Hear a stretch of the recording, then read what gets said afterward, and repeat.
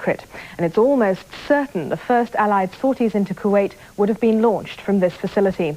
Its position allows them to launch attacks on ground targets in Kuwait and Iraq and return without having to refuel. The BBC's Martin Bell reports. The scale of it is staggering. This airbase, constructed out of nowhere in particular in the middle of the desert, is larger than the biggest airport in the whole of the United States.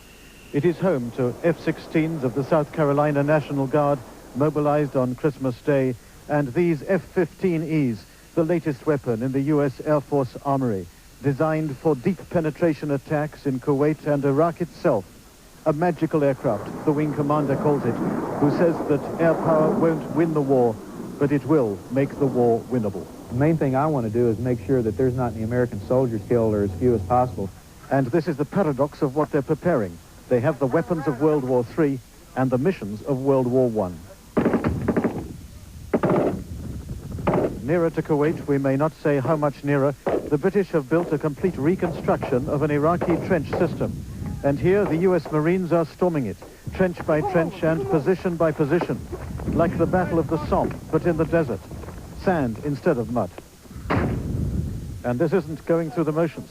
The bullets are real, the hand grenades are live. It's done under British supervision with a safety margin cut so fine, it's dangerous to train like this, but perhaps more dangerous not to. The safety point here, which we're trying to get across to people when they actually go in places like Kuwait to take out the Iraqi defensive systems, is that in some ways it's going to be a complete chaos when they get there of actually going in. The coalition forces are on a steep learning curve. Not only the Americans, but the British too, whose Challenger tanks misread a quicksand and learned the hard lesson from it.